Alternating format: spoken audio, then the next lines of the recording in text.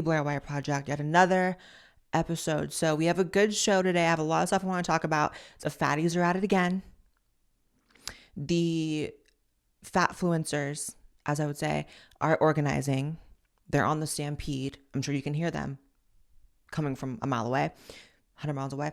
Some Jeffrey Marsh updates, reacting to book TikToks, and I want to reintroduce guests into the show. I know that you guys loved when I had guests on the show, but I also love doing the solo stuff. I know you guys like that too, and so my stupid self was like, well, how do I do guests and solo stuff? Duh, I do solo stuff and guests in the same episode. So later in this episode, we have an update from someone who's very beloved by my audience. You guys love him. ShapeShifter is back to give some updates on his health and just the state of LGBT politics in general. And it's a great interview, so stay tuned for that. But let's get into it with someone who is not beloved by my audience or me or anyone who matters, anyone who's sane, anyone who has a moral compass. Jeffrey Marsh. So the Rolling Stone. Can I get y'all's opinion on like the headbands? Because I'm like obsessed with them. I feel like it gives a slight like 60s look.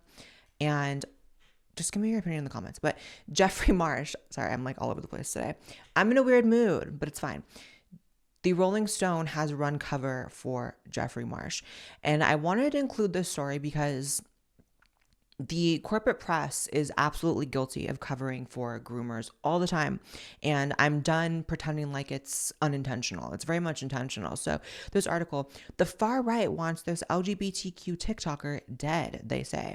They say that's only making them stronger. With the release of their new book, Take Your Own Advice, viral TikTok star Jeffrey Marsh tells Rolling Stone that right-wing backlash won't stand in the way of their mission. First of all, it's very easy in print to like make sure you only say they and them for someone, but can we talk about how it's literally close to impossible in real life? Like, what a nightmare. But so this headline is just ridiculous. First of all, the Rolling Stone has been woke for years now, like just ridiculous. Who even reads the Rolling Stone anymore? I don't know. I've seen them do hit pieces on people that I like love. Like they did a hit piece on Tom McDonald and interviewed me for that article and like turned it into something negative about me being trans and in his music video rather than something positive about how like a right-wing artist put the first trans woman in a rap video, but decided to just be like assholes about it. I don't know. I hate the Rolling Stone. Huge hate boner for the Rolling Stone. No one wants Jeffrey Marsh dead. Well, I'm not going to say no one. I'm sure some people do. However, no one who should be taken seriously is really calling for anyone to be harmed, right? This is a situation where you have someone who is addressing children, encouraging children to join something behind a paywall where several of the posts are about sex. You have someone who is actively trying to separate families, telling kids that their parents are in the wrong if they're not completely understanding of them being queer or whatever, destroying families and proud of it. That's what people have an issue with. It's not, I can't. This is the same with you have all these drag queen, story hour times, and the way that the mainstream media will cover it is the far right is threatening violence against drag queens. Is the far right threatening, first of all, far right, like anytime you hear the far right, there is a 90% chance it's going to mean people in the center, people who just aren't libbed the F out at all costs. So I take issue with this calling it a far right thing. I think people from all over the political spectrum have witnessed Jeffrey Marsh's demented content and been like, this motherfucker's the devil. The devil, like evil, clearly nefarious intentions, right? And I have to say, I'm not here making any like accusations that Jeffrey Marsh has really like preyed on kids in a physical way or enacted any crimes in real life, because we just don't have evidence for that. But I have to say this, the older I get, the more I have an understanding of the issue of child predators, the P word that ends with Elia. I've met so many people who have told me, that they were victims of this as children, that I would never guess were victims of that of children. And what I've learned is that when it looks like something is about child predation, then it kind of just is, because more often than not, it looks completely innocent, right? So you have, well-respected teachers and priests and, stories of people who you would have never expected to be child predators. And all of a sudden it's out and everyone's shocked because at face value, they seemed like moral people. So when it looks like the person is a child predator, it's like overwhelmingly safe to assume that that's true and that your instincts are correct. Does that make sense? It's like, it so rarely looks like the stereotypical like creeper that when it is, it kind of just is. That's my position. And I feel like it's a safe position to take because in all likelihood, it's like, I just don't, I lean towards an extreme distrust of Jeffrey Marsh's intentions with his child audience. I'll say that. That's how I'll word that. And so the fact that the Rolling Stone is, running cover for this person is just disgusting. But what are you going to do? I often say it's like the LGBT community for decades faced real discrimination, hardships, hatred, and they had to learn to always double down, and they had to learn to defend anything LGBT related at all costs because the cost was high not to. They were fighting for their rights. So we've been trained to still do that, even when it involves someone that does need to be criticized, someone that does need to be, deplatformed. I think that yes, I have no problem calling for a deplatforming of an individual who is using that platform to prey on children, whether it's psychologically, sexually, physically, etc. And I think that Jeffrey Marsh marks maybe more than one box of those, right?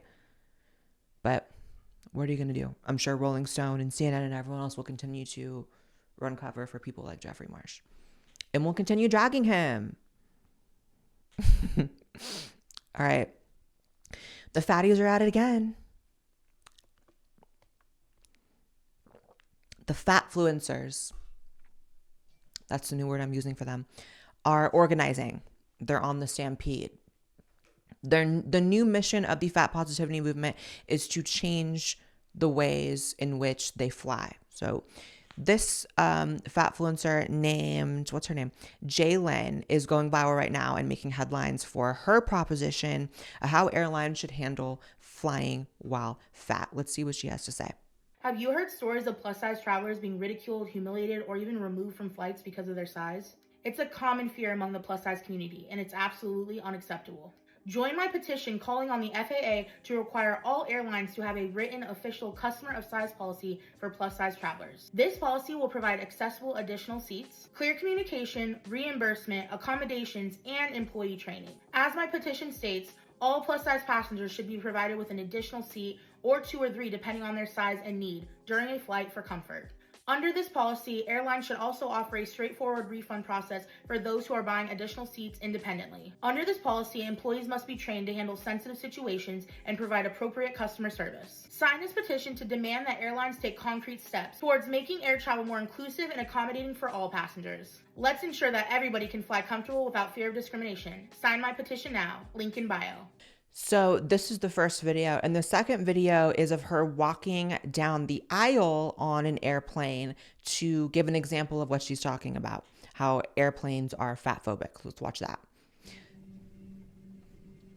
The caption says, honestly, it's discrimination that they can't build wider aisles in airplanes in 2023. And for the audio listeners, she's moving throughout the plane and, having a really hard time like squeezing in the aisle because she's very, very large, like huge. Like her hips are giving continent. She has continental hips. All right, you get the point. She can't move through the plane. So a few things. I'm totally okay with policies stating that, customer service should be maybe like not so like just making sure they're not disrespectful to fat people, because no one deserves to be disrespected in public. Like, we're all adults here. Like, everyone puts on, one leg of their pants at a time, right? Like, I'm like all of you guys too. It's like tuck my balls inside my body and put my Crocs on like every other person watching this video. I'm not okay today. Anyways, in all seriousness, the idea that you should get 3 seats for free, or get 3 seats for the cost of 1 simply because of your life choices, is nuts. And I think it's a sad state of the world where this woman really thought to pull out the camera, have herself recorded walking down an aisle that she cannot actually move through, and somehow turn that into a petition or any type of argument that's about the world needing to change rather than her needing to change, right? First of all, this is not exactly a demographic that corporations need to necessarily pander to, at least in the travel industry, because the unfortunate reality is like a lot of y'all aren't even going to be around for much longer anyways. This is something that kills people. Being this morbidly obese kills people. And I think to be a fatfluencer is just as negative as being someone like a Eugenia Cooney, right? Who is intentionally, some people have this argument that Eugenia Cooney, who, by the way, is the very, very anorexic YouTuber, and people say, well, maybe she's not directly promoting her lifestyle. You absolutely are. If you're not actively saying that you're unhealthy for the weight you are, then that's wrong. So it's just like this entitlement. And first of all, we have such a lack of real problems in this country. For all the problems we do have, this kind of thing makes me feel like we really don't have that many problems, right? Because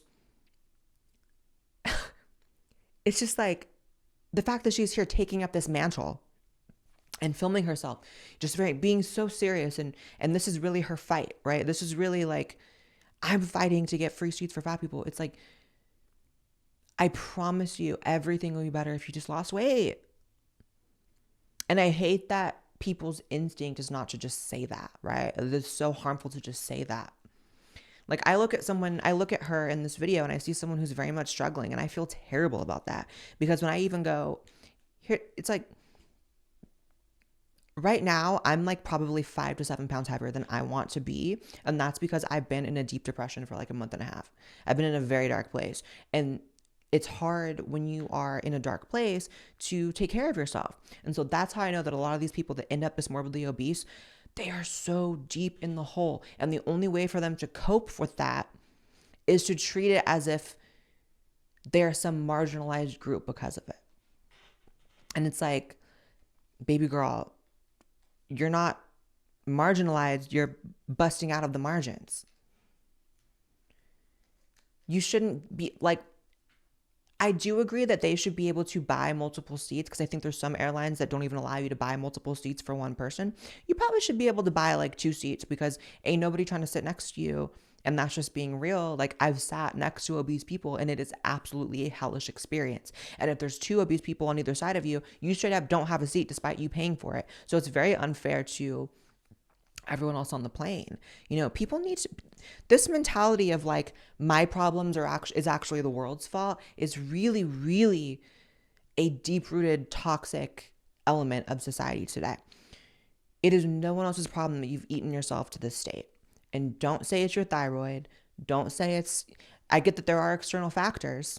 I have no idea what's gone on in your life, Jalen, to end up eating yourself to this weight. And whatever's happened to you is not fair.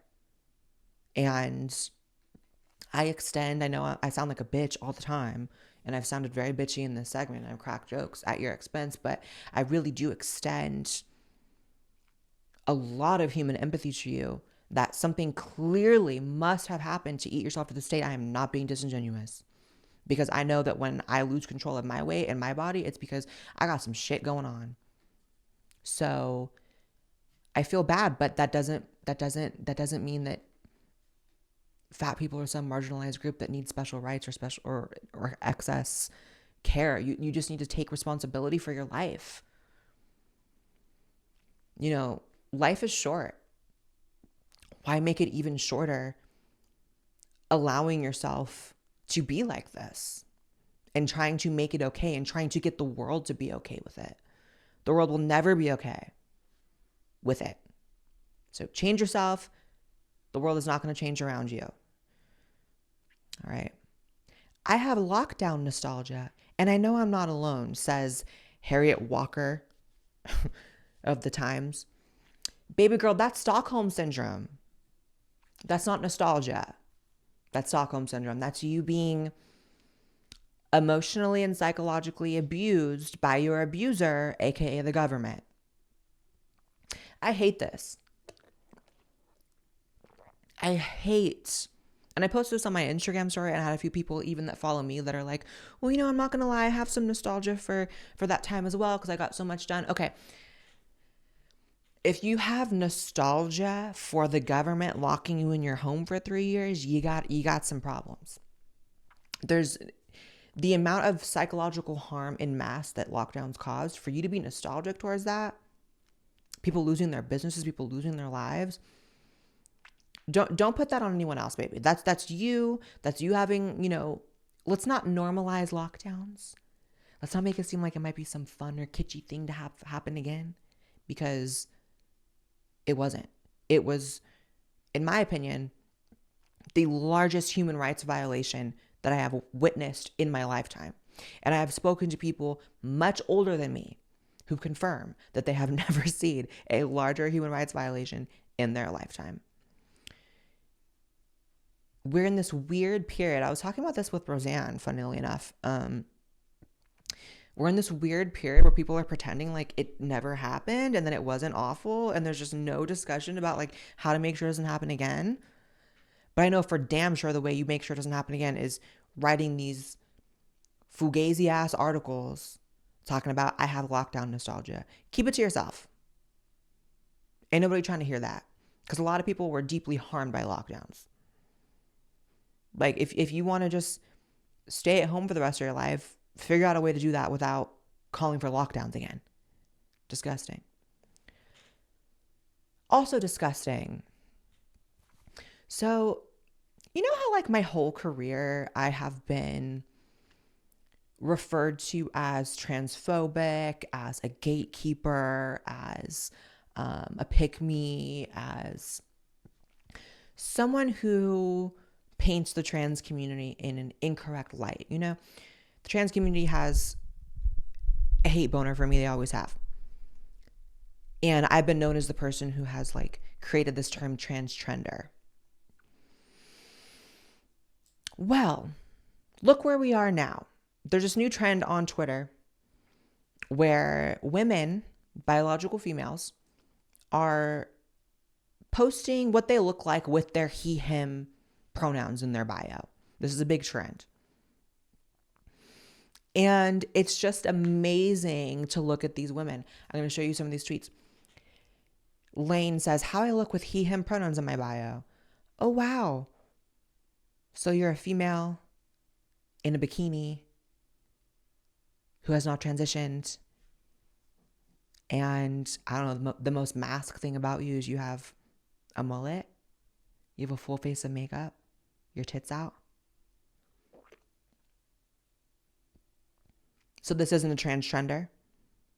So Blaire White has just been wrong about there being such a thing as a trend to be trans when you have a woman who is not trans using he, him pronouns. And I'm supposed to believe, because trans is an umbrella term, it can mean anything and nothing at the same time, that this person is the same as me, or even in the same ballpark as my experience, my life, my condition that I've dealt with my entire life. I'm supposed to look at this person and be like, oh my God, that's my trans sibling. Solidarity.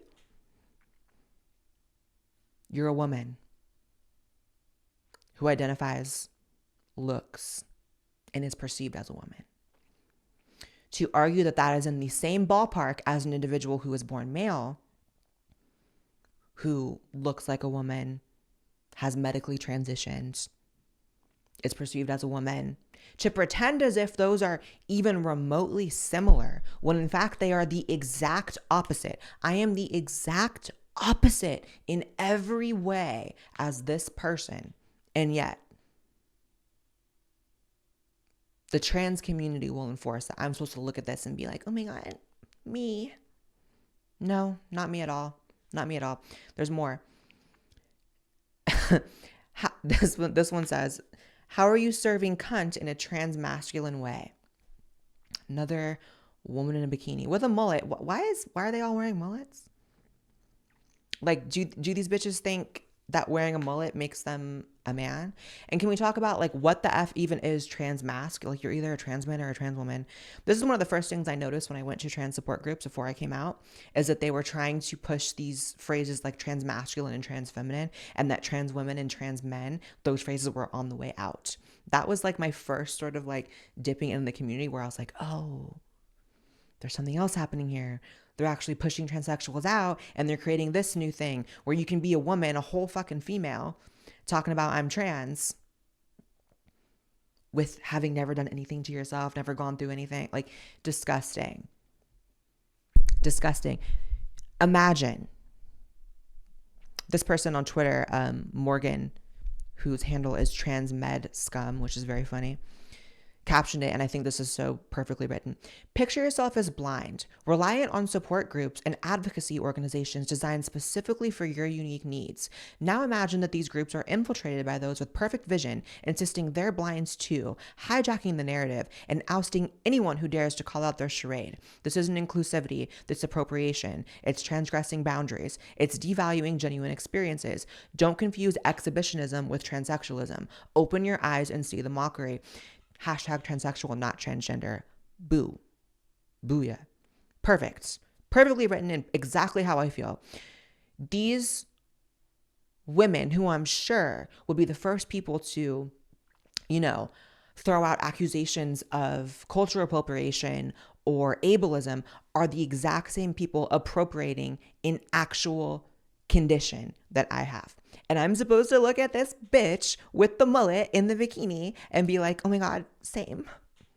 No, I never will. That's called the TransTrender. And I don't give a fuck how many of you trans YouTubers have made little digital essays about Blaire White over the years and said, I can't believe she just popularized this term of TransTrender. What a toxic transphobe. Look what you did.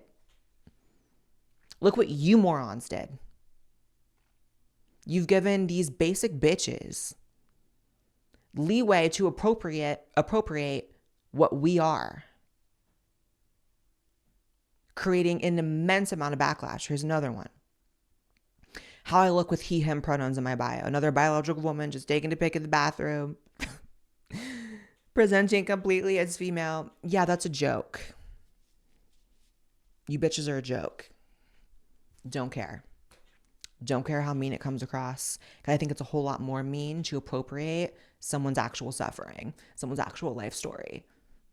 Be you, bitch. That's all I'm trying to do over here. Being a fucking transsexual is just be me. And that can seem like a contradictory statement to some people. How are you being you if you change this? Whatever, that's still being me. If I felt the need to change it, then changing it is me. That's my decision. You're not none of these hoes are giving he, him. So it's just insane. I mean, the trajectory of the trans community really is just insane. And I'm not trying to do a spoiler alert because this will come out before this video, but my next main channel video is going to be called I'm Not Transgender, because clearly this is transgender. This is an ideology. I'm a transsexual. I am not transgender. I really don't think I am, because if transgender is this cultural political term, there's nothing cultural or political about being a transsexual. There is about being transgender. It's being a woman in a bathroom taking a selfie talking about he, him. That's clearly a trend, a cultural phenomenon, nothing to do with what I am. So yeah, I don't think I am transgender. I think I'm a transsexual. And I think that it's time for me to really come out and say that in a main channel video. All right. It is time to react to woke TikToks. The bane of my existence. Suffer with me as we watch. Trans activists tell kids on TikTok that puberty blockers temporarily pauses puberty and you can just resume puberty when you want.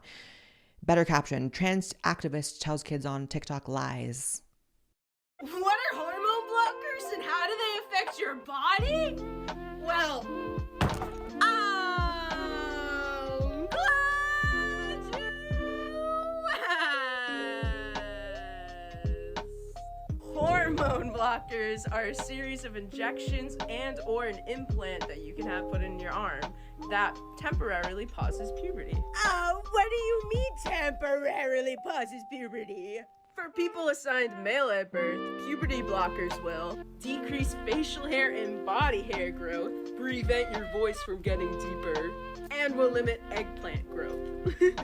And for people assigned female at birth, hormone blockers will prevent boobie growth and getting your period. No more periods. Hey! I can't watch the rest of it. However, once you stop taking puberty I can't blockers, watch the rest your of body it. will then go into puberty, and that's why it's only temporary. You know, I really wish that made me want to die less. That would be nice if this just made me want to die a little less than I want to at this moment. Imagine thinking you are some sort of like cultural dissident. You are some sort of like fighter for people's rights, you know, protector of innocent children, when in reality, you've been conned because you're a basic bitch who can be conned, right? You're dumb. You're not smart. You've been conned into making cringe marketing videos for Big Pharma. That's what you are. And you're doing it for free.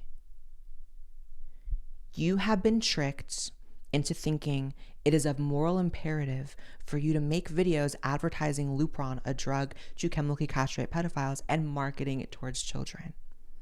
And you're not even getting paid. At least Dylan Mulvaney is getting paid for all the shit that Dylan does. At least Dylan's running up a coin. You're sitting up here trying to lie to children for free to put money in the pockets of pharmaceutical companies for a drug that which there are no long-term studies of how they actually affect kids.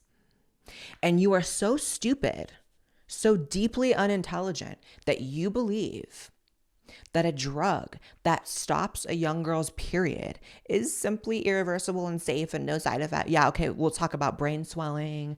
Let's talk about permanent, height, what's the word? Stunting. You know, it's just insane. It's insane. And who talks like that?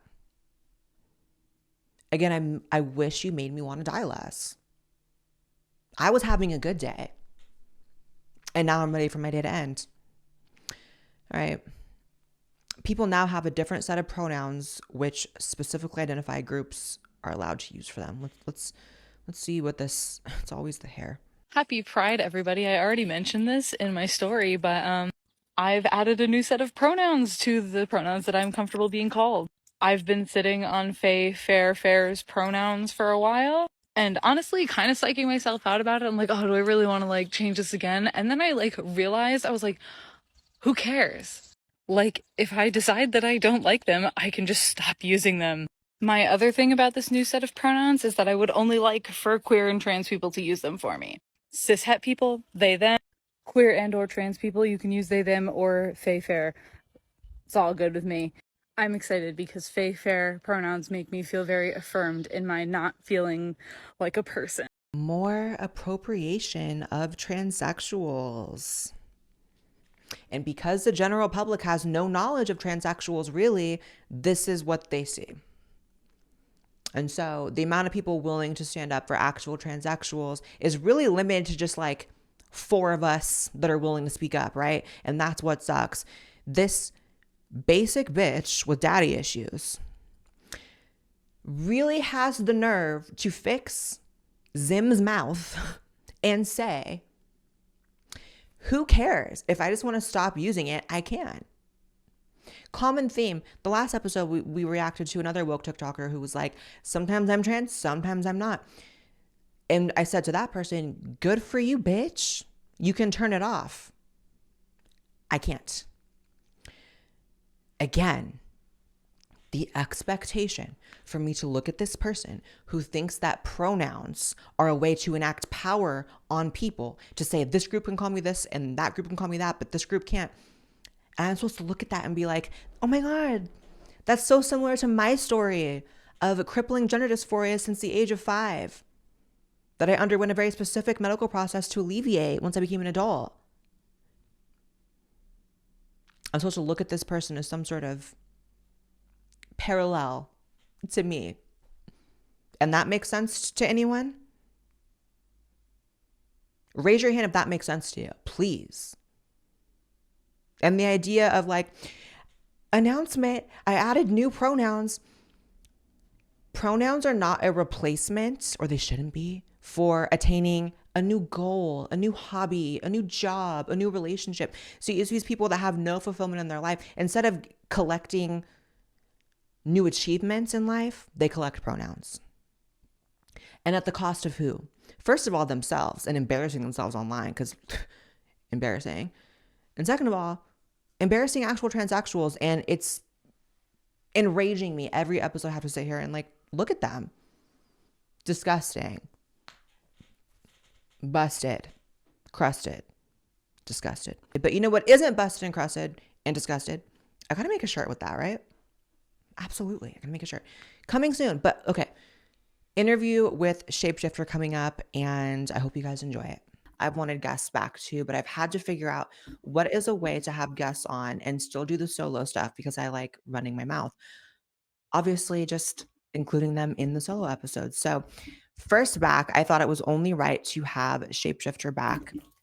You guys met Shape, I would say this was almost a year ago now on the podcast, and he told his story of detransition. And in my opinion, Shape changed the entire conversation around detransitioners and opened up a whole new discussion that has been so valuable. So welcome back to the welcome back to the show, Shape. Thank you so much for having me, and thank you for signal boosting me a year ago. It was very important to raise awareness about detransition as well as complications around sex reassignment surgery in a timely manner. Since then, I had so many people reach out to me and share their complications, as well as a lot of people told me that seeing me on your show helped them to break a little bit their medical transition and rethink things, how far they want to go ahead. And some people literally said that they had deposit down to go into the surgery to get sex reassignment done, but after seeing the show, they changed their minds. They decided they're better waiting or just learning to live with their genital dysphoria. So all that is nice, but I never expected to be thrown out in a public light like that. So it for sure affected my mental health in the long run, constantly having people discuss my genitals, constantly discuss what is my partner's sexuality. Going into transition, I never wanted to be a public person, to be honest. I've only started posting videos about transition stuff after I started having complications. And even though I'm glad my story helped a lot of people, it's definitely, I'm questioning, maybe I should have just been quiet about my situation like a lot of people are. And to be honest, privately, some even somewhat famous trans activists have told me that they have complications too, but obviously it's their story to share. But even them, I was like, I don't know if it's worth it to share your story, because yes, you will help a lot of people, but then also your life will be exposed forever. It's like doing the Right. porn movie. Once you put out a video talking about your genitals and outing yourself as a biological man, it will always be there. Right. And So this is one of the things that obviously I am so thankful that we did that initial episode in which you came on, and, meeting you was awesome. And I think that it's been such a positive thing, but I have felt a slight amount of, maybe guilt isn't the right word, but I have felt as though, I really put you out there publicly in a way that you maybe weren't before. And I know that that is so mentally toxic, coming from someone who's done this for 7 years and has been involved in this very specifically, very particularly toxic area of the internet. And so, I'm always just kind of like making sure that you're like good, like checking on you on social media, because I just feel like maybe you weren't necessarily ready for that. But I got to say, the way you've handled it with so much grace, so much, you've been so articulate, and you have helped so many people, and you've gone on. I've seen you do stuff on like, Jubilee, and do like huge interviews. And that has been just like amazing. So I know that it's a double-sided sword, like being so open and so public. I've felt that way my whole career, but you really have helped a lot of people. Like it's been overall a positive thing for the world, even though it can be hard on you, I'm sure. But I wanted to ask you, do you think that there has been actual progress with, the way in which detransitioners are perceived in the public since that initial interview and with the healthcare that is provided to detransitioners? Or do you think we're sort of just still in the same like muddy waters? We're very much in muddy waters. I don't regret meeting you and doing that interview because it did help a lot of people, specifically in trans community Yeah. and the trans as well, and everyone, because your audience is very diverse. You're not as much of a deep in an echo chamber like some other creators.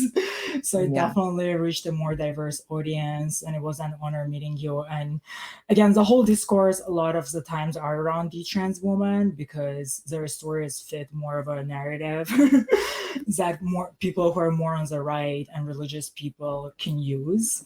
You mean And detrans like female to male, like biologically female?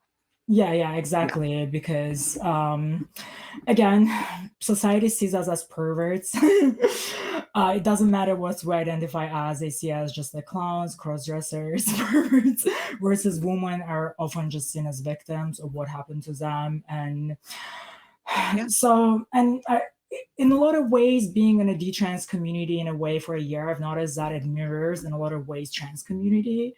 So we had gay for pay, and then we had trans for pay, and now we have detrans for pay. So some people, they didn't get enough attention as trans people, so they detransition, get more attention that way. So there is some of that going on, and at the end of the day, I felt kind of left behind a little bit because I don't fit any narratives. I guess I'm no longer real trans. People tell me I'm not a real man still, and people tell me I will never be a real woman.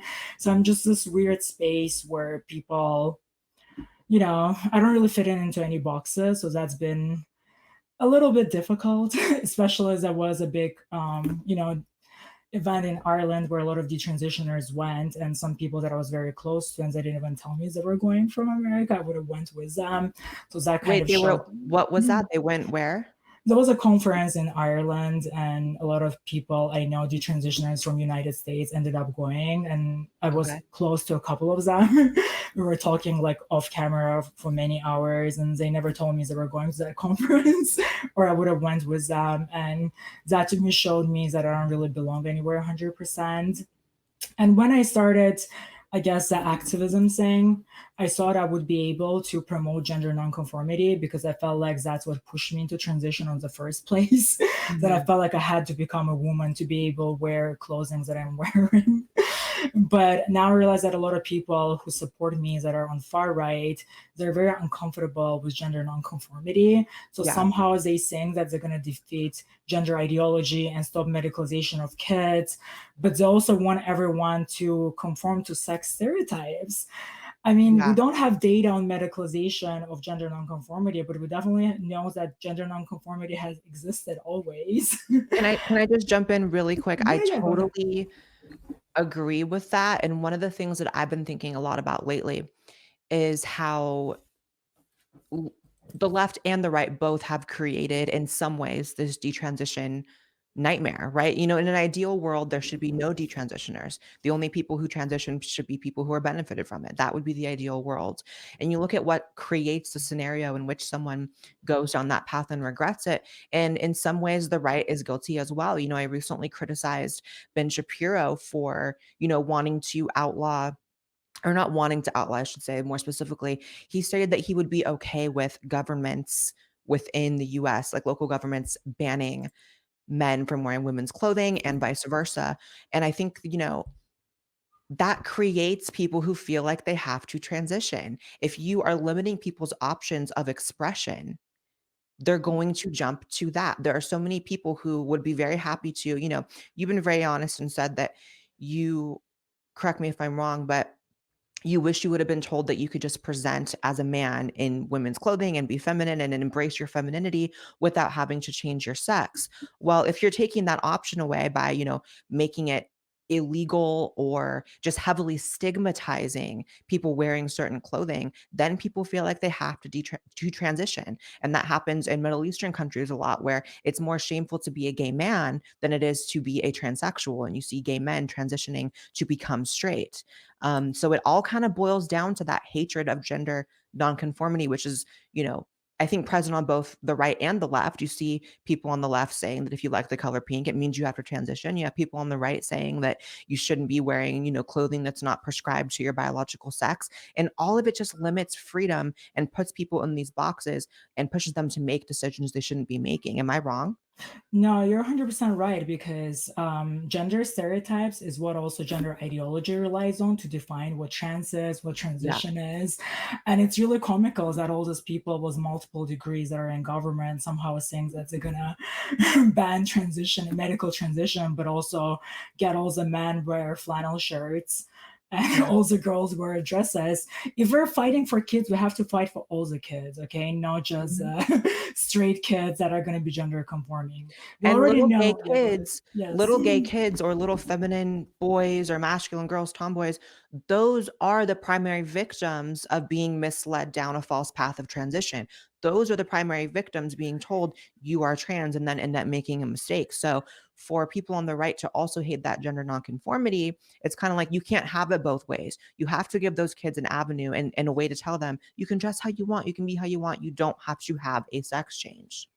Right. So, and in terms of like whether waters are still muddy, it 100% is, because when I talked to a year ago, I was just starting taking testosterone, and then my blood test revealed that testosterone was evaporizing into estrogen. So I actually got more feminized, Oh my and gosh. I was just feeling like hungry and horny for vitamin D like all the time. And it's kind of very traumatic to bring attention to your genital and crave like, sexual encounters when your genitals pretty much have been switched around, and I can't have sex the way I was able to before the sex change surgery.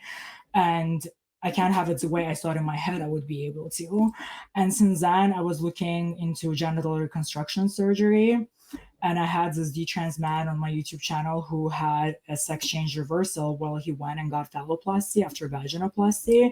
Oh, However, he wow. told me it was a very painful surgery. His name is Billy Burley. So he had to go back and take that new phallus apart and put the skin where it came from. So he kind of like went through sex change operations like multiple times, like That is twice. so insane. Yeah, it is insane. And I realized like phalloplasty is not going to be an option for me. So I've been trying to look into, genital reconstruction.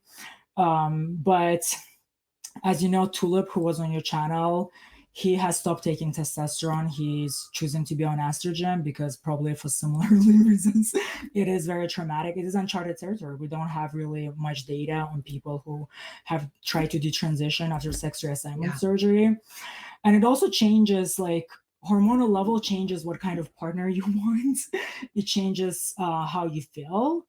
And I'm all kinds of confused. I really am. And I don't know like what to do. I don't feel like I belong anywhere. Sometimes I don't know which version of me is real or was real. So I feel such a disconnect. I'm so confused. Part of it, of course, having so many different levels of hormones. So I'm possibly planning to go off testosterone as well till I can do something about my genital reconstruction, which I'm still exploring options, which I don't This have is that why many it's of. so this is why these conversations are so important because, we are definitely like, in a territory that is so new. The fact that you have no even general idea of what you should do medically for yourself and what would be the optimal thing for you to do right now is such an issue.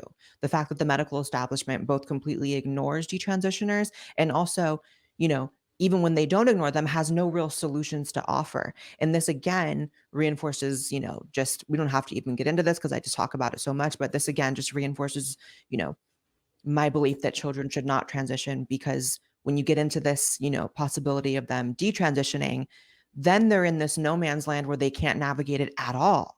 You're in this position and you don't deserve to be in this position.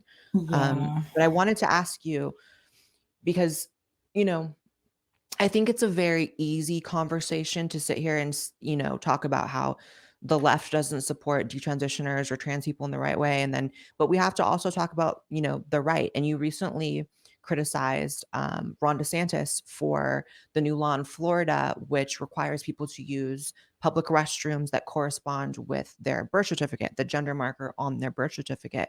So, and we had an interesting talk about that off camera I wanted to elaborate on. So, would you want to elaborate on your position on that law in Florida?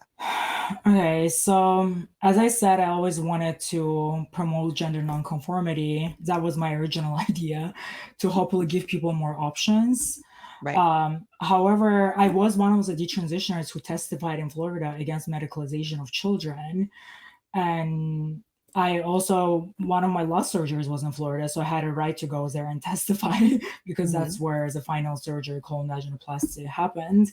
But once the bill came out, I agreed with all of what they did pretty much, except for now, according to the new bill, when you're in a bathroom in Florida and if somebody wants you to leave and you say no, you get arrested and get charged with second degree misdemeanor. And then if your sex marker on your license at the time of arrest doesn't match your birth certificate, then that's when I guess you get charged with second degree misdemeanor, which is crazy to me because this is gonna hurt androgynous people, androgynous women. This is gonna hurt women who are considered masculine because they have naturally deeper voice, or maybe they had PCOS as a kid, which is like a hormonal imbalance. This is gonna hurt detrans women. That is, there are so many of them now, and some of them were working with Florida legislators to pass these Right. bills. I mean, a lot of them constantly posting on Reddit how they're afraid to be confused for trans women because trans women and gender nonconforming men are the most hated ones. So it's Let gonna me hurt them as well. let Mm. let me just give a little bit of clarity on the law so people in the comments know. So the law basically sets up a system in which in a public restroom, if someone it's so vague, does it mean just someone else in the restroom asks you to leave or it has to be a staff member? I think it is either or, right? Like if you were asked to leave a public restroom because visibly your gender doesn't seem to correspond with it, and then you Mhm. refuse to leave, and then you're kicked out, then you're charged with a second degree misdemeanor. But what's so crazy about that is this is the issue with one size fits all laws. You're right. This is going to impact detransitioners because a situation like you've had this sex change that you now regret that you cannot come back from. There's nothing really you could do to enter either or restroom and that be the exact like specific right place for you. Because if you were to enter a men's restroom and then get asked to leave, but you're male. So this is why, to me, the bathroom debacle in debate, I've always said this, has always been really ridiculous in comparison to other serious issues. So you have locker rooms, which I think are very different areas where people are actually exposing genitals. You have sports, you have all these other areas that come up as problems, and there simply is no statistical reality of anyone being, you know, SA'd, we'll say, in public bathrooms. So the focus on that is bizarre to me. Second of all, you're right. Detransitioners helped to get that bill passed, and then they snuck that in there, something that harms you guys. So I think that's Mhm. important for people to know. Yeah, and also it's gonna push a lot of people to undergo risky surgeries in attempt to pass. So it's what? This is exactly what I didn't want. I wanted people not to try to pass as much and get the surgeries and drugs, in order to achieve a certain look. But it's Mhm. also gonna again affect women that don't fit those toxic stereotypes we're trying to fight. Right. And There's a viral video of, like, a woman, like a biological woman being kicked out of a women's oh restroom my just god. because she looks masculine, and it's like I think that's what people don't understand it kinda boils down to, right? It's like it's such a difficult area, and, like, this is why the child sex change legislation, the states that are banning it, I fully support that because I think that needs to be hardlined and on the books. But when you're legislating a lot of these other issues, I think the best possible thing is to create a cultural change rather than a legislative one because those are far from perfect, right? It's far better to change people's hearts and minds on issues than, force laws, which then cause more problems than, you know, But they want. also, you can change birth certificate. I knew a few trans women who have been able to change their birth certificate. So this is not a foolproof like way to handle things. Honestly, this is just a little ridiculous. I can see a lot of lawsuits happening because once people get falsely arrested, they will probably be able to sue the police for falsely arresting them, or people who accuse them, ask them to be kicked out, right? So Mhm. this is going to be so weird. But of course, I agree that there were things in this bill, such as to protect women's sports and protect, all the locker rooms. Like you said, these are way more important than bathrooms. But again, I've realized that a lot of it doesn't matter to a lot of people that you've been fighting for women's rights and to protect children for years. They would still throw both of us into male prison and make us go into male bathroom if they could. Like that's what I came to conclusion to, and that's why I feel even more politically homeless and also spiritually homeless at this point. There's been so much push for me to become Christian and let Jesus into my heart. It wasn't enough for people for me to come and share my stories. They're like, no, you can't be gay now. You have to be straight. You have to praise the gay way. And I just realized coming out with my story how much homophobia there is still in society. And that kind of triggered my internalized homophobia. And there's days that I don't want to be a man. I really don't. And I just started hating myself more, and it just sucks so bad that I'm stuck in this weird space when I can't even figure out what to do with myself. And you gave me good advice not to focus so much on a label, but just try to be myself, I guess.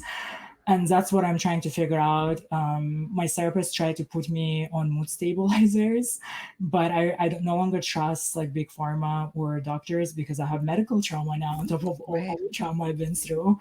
So I'm trying to kind of heal myself from within, or just trying to unpack what has happened to me and where things went wrong, how I could come back at least from some of my wounds and traumas.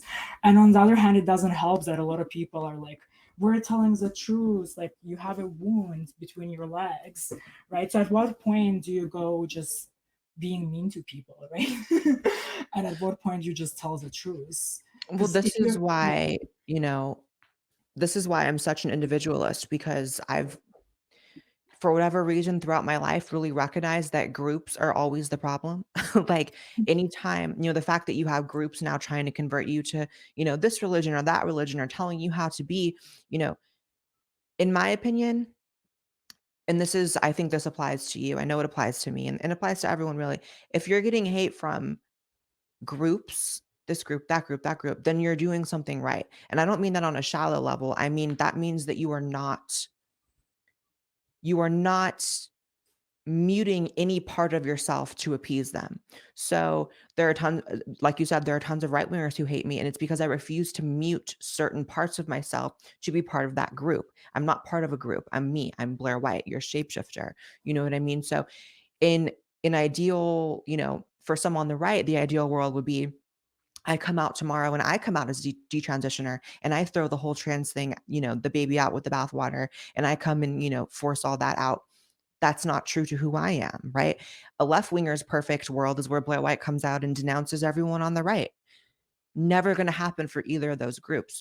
It's so important to stand exactly where you are in the world, no matter how many groups are coming at you from whatever different angles, because you'll never be able to appease even one of them perfectly. And if you ever do find yourself, you know, appeasing a group perfectly and they all love you, that's when you know you've joined a cult, right? So right. that's how, I'm sure at one point, in your transition, maybe I'm wrong, but I'm sure when you were identifying as, As a trans trans, yeah. woman, I'm sure a lot of trans people, I'm sure they all loved you, but then you desisted and then all of a sudden Yeah. they hated you, right? So it's so important to just be Yeah. yourself.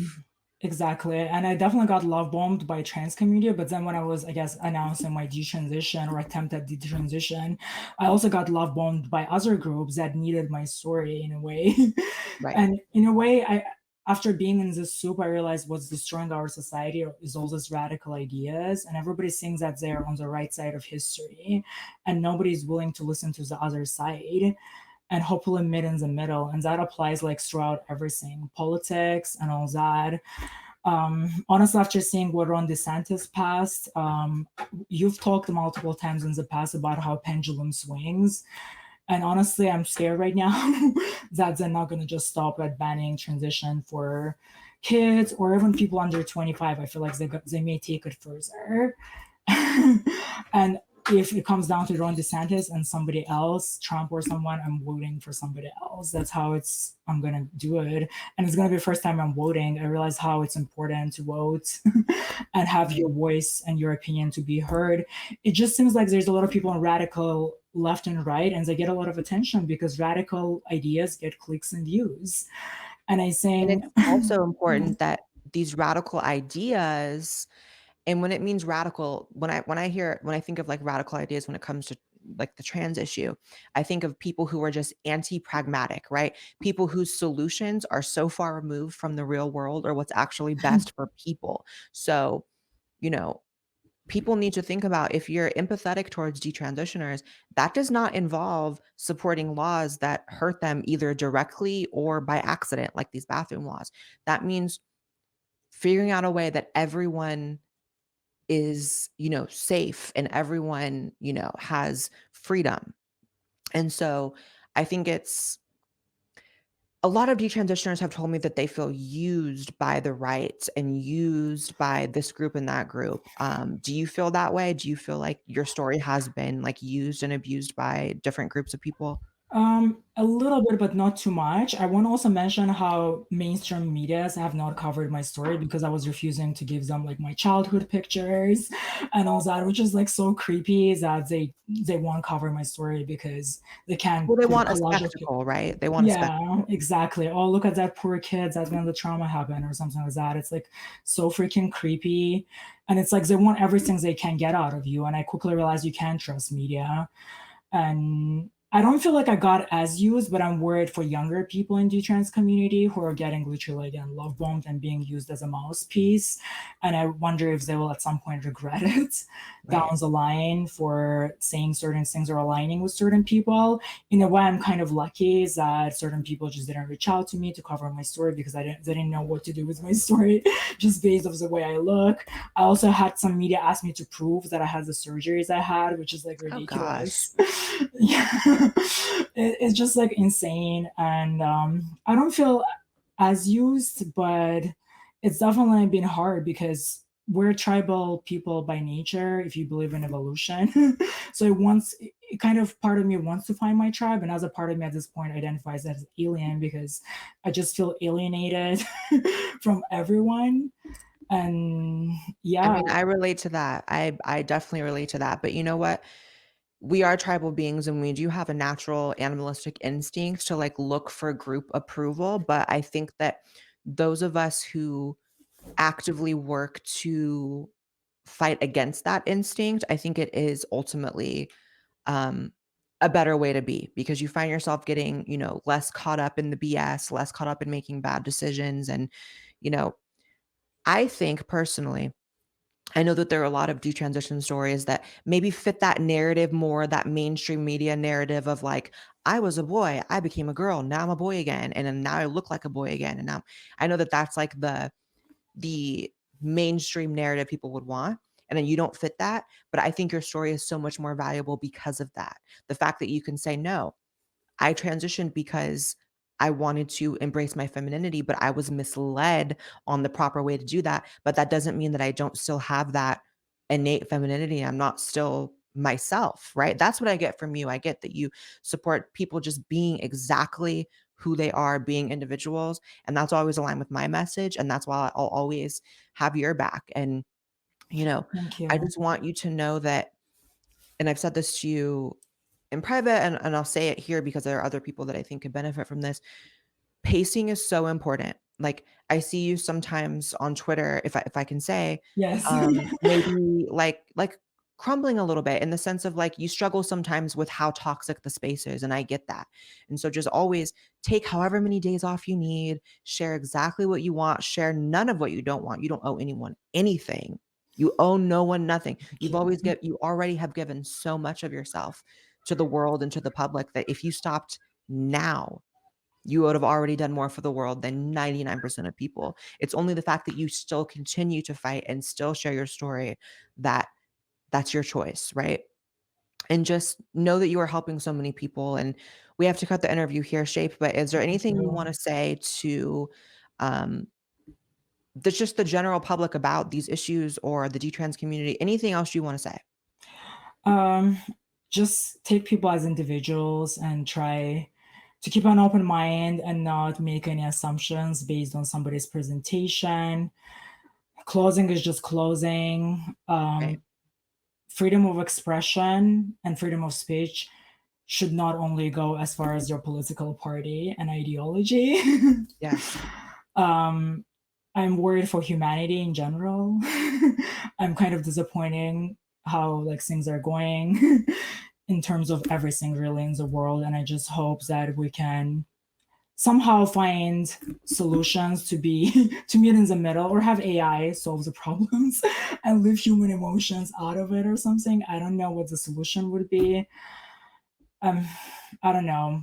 I'm right now feeling hopeless about future of LGBT rights, the way things went recently, and I don't know. I really don't know. Well, like you Thank you said so much for earlier, I having me. think like you said earlier, I think that pendulum always swings, and just because it's swinging one way, it eventually has to Come rest back. somewhere in the middle. It has to. It'll eventually just we'll get it right. Right now, we're in this period of figuring stuff out, but you've been a huge player in helping the world figure that out. So thank you Thank so you much so for much. joining me, Shape, and I you're appreciate welcome it. back here anytime. All right, you guys, that is it for this episode of the Blaire White Project. Make sure you subscribe to this channel as well as my main channel. Follow me on Twitter and Instagram, and rate this podcast on Spotify. It helps me out so much, and I'll see you in the next episode.